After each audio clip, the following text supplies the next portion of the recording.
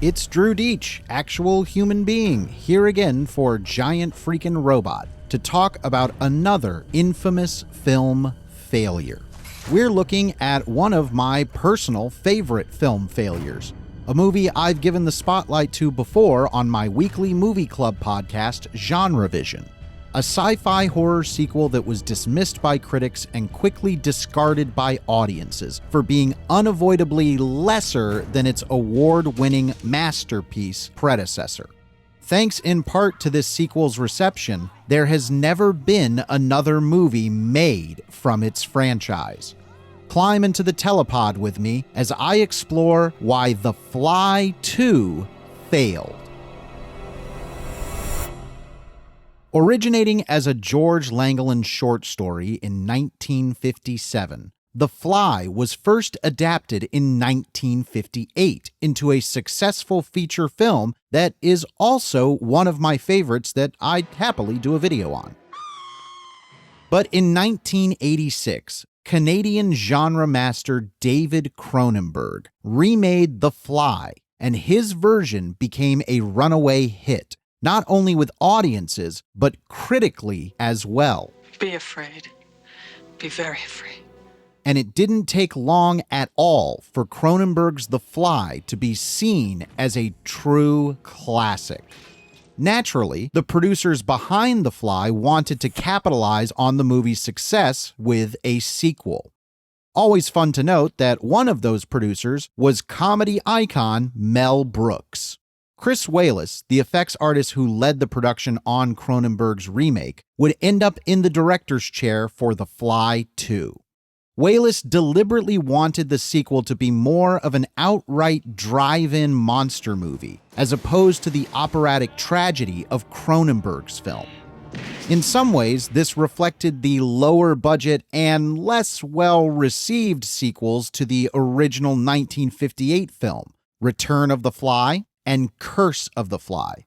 As far as public opinion was concerned, there was very little chance of a sequel being able to match up with the widely accepted quality of Cronenberg's miraculous achievement. So, The Fly 2 was already contending with a lot of baked-in obstacles before it even rolled film. The perceived lesser nature of sequels, a predecessor it couldn't possibly live up to, and an artistic approach that would highlight how different this entry is from the previous film. The story of The Fly 2 centers around Martin Brundle, the child of protagonists Seth Brundle and Veronica Quaife from the first movie. Martin is raised in a laboratory at Bartok Industries, the company that was funding Seth Brundle's telepod experiments. Martin ages at an accelerated rate due to his corrupted DNA. And here we have our 11-month-old child. But he also possesses a genius intellect and is trying to solve the problem of his genetic fate. Naturally, he ends up turning into an awesome fly monster before all is said and done. Without combing through every bit of the plot or giving you my review of The Fly 2, that's what the Genre Vision episode is there for, suffice to say, The Fly 2 delivers on one expectation people had for a sequel to The Fly: goopy, gross-out effects. But while Cronenberg's movie couched those effects in a tragic and deliberately repulsive tone, The Fly 2 is trying to have more fun with its effects work. No, that's fascinating. And boy does it ever.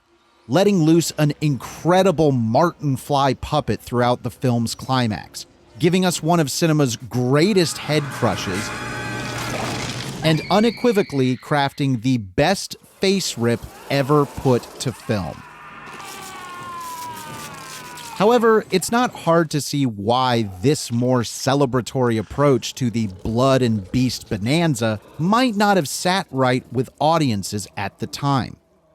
While The Fly 2's tone is certainly less dour than its predecessor, the characters and story are all treated with real emotional weight, and that can lead to a bit of dissonance for audience members when things get gleefully gory. Cronenberg's movie treated the effects with utmost sincerity in an effort to both disgust and depress people. Chris Walas has that same level of sincerity in his approach with the effects for The Fly too, but it isn't the same emotional goal as Cronenberg's approach. By the end of the story, Martin is our outright hero, and that makes his climactic confrontations a lot closer to a superhero story than the tragic romance of the first film. And I'm willing to bet this didn't click with expectations audiences brought over from The Fly. Now, The Fly 2 does have a very dark and depressing key element to its story that would be more in line with the emotional expectations from the first film, but it's the worst kind of plot you could do when it comes to audiences liking your movie. Martin befriends one of the test dogs in the lab, but witnesses it being used in the telepod experiment.